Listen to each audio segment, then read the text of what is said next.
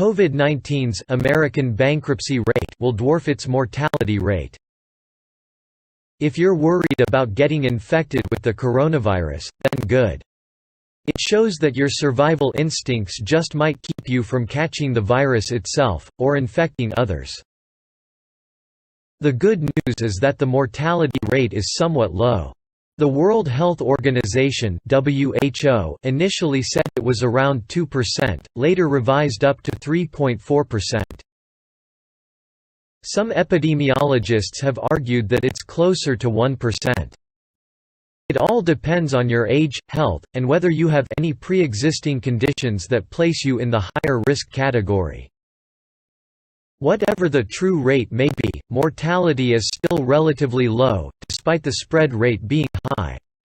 But there are other second-order effects that most people aren't focusing on. For instance, nobody is talking about the instance in which many of those who've recovered have sustained permanent physical damages. Don't assume that those who recover will be the same as before they got ill. That's not the case.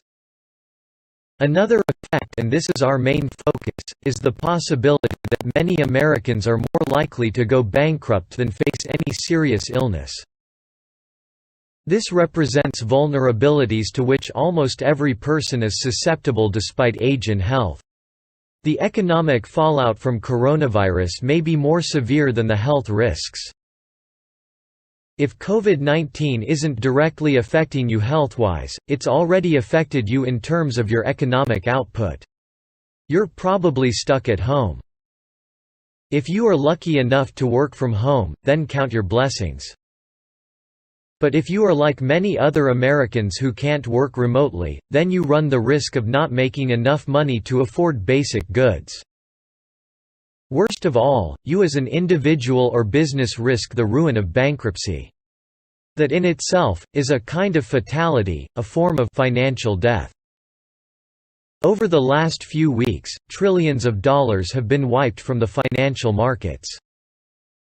The Federal Reserve, attempting to assuage markets by cutting rates to near zero, was immediately met by more selling. On Monday, the Dow Jones Industrial Average lost nearly 3,000 points, down -12.93% in a single day. Remember how last year we wrote about the Fed being out of bullets? Have you wondered how much ammo the Fed has left to boost the economy in the later stages of COVID-19's economic fallout? Let's be realists here, this is just the beginning. As of today, global coronavirus deaths have surpassed 6,500. Looking forward, however, millions of people will be financially destroyed by this pandemic. Supply chains are drying up so that businesses relying on them most are feeling its severe impact.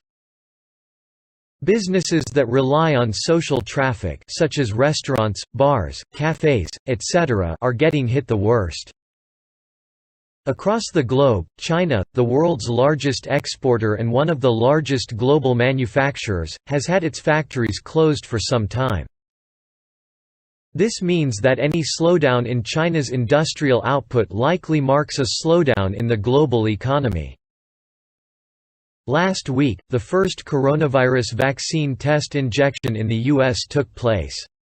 It can take up to a year for a vaccine to be FDA approved for mass distribution.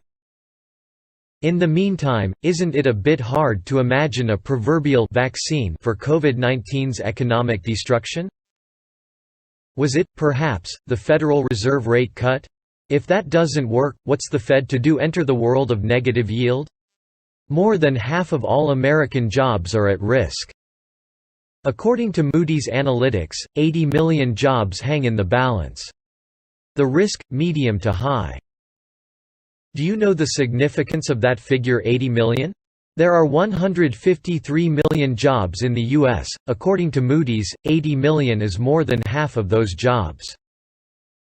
Will all of these workers end up jobless? Probably not. Is that a relief? Not really. Imagine barely making enough to feed yourself or your kids. Imagine being unable to sleep because you don't know how you're going to pay your bills or your rent. On top of this, what if you're beyond middle age, with health conditions? Not only is your financial well-being at stake, the question of survival becomes a serious existential matter. For 27 million of these jobs, the risks are higher.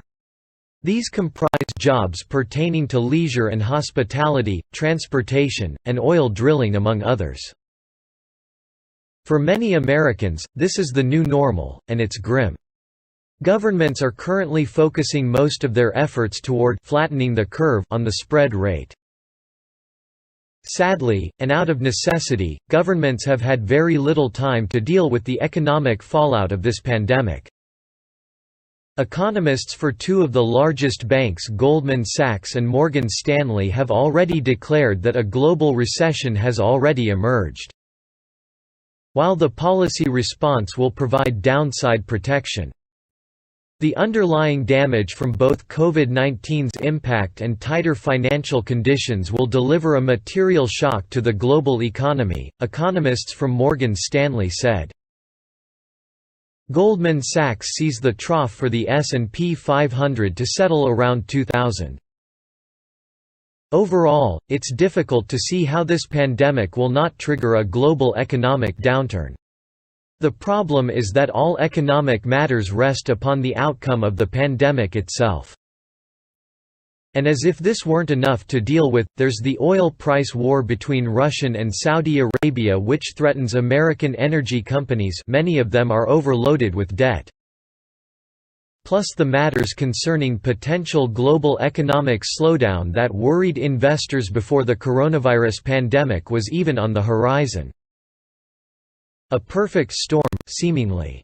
The more complex the problem, the simpler the solution. Here's a practical scenario. Remember the Ford Pinto in the early 1970s?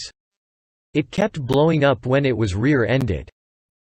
A car has thousands of parts. Relatively complex. The solution, however, was simple: don't buy a Ford Pinto. Is it possible to get infected with the coronavirus in a bar or restaurant? Yes. So don't go to bars or restaurants. Does it take a level of thinking similar to that of rocket science to navigate the dynamic complexities of an economic crisis, such as the one we're now facing? No, it doesn't. And this is the message we've been saying all along, for years.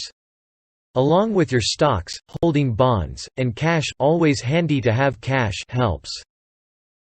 And to hedge those assets against purchasing power erosion, holding sound money, gold and silver are your best safe havens. Considering the possibility that the full economic impact of COVID-19 hasn't completely unfolded yet, there's more to come, meaning more upside for both gold and silver. This last comment should attract not only those who haven't yet hedged their portfolios, but those who are looking for asset appreciation. Again, we've been saying this since 2016, and we're saying it again. What you decide to do with this opportunity is 100% up to you.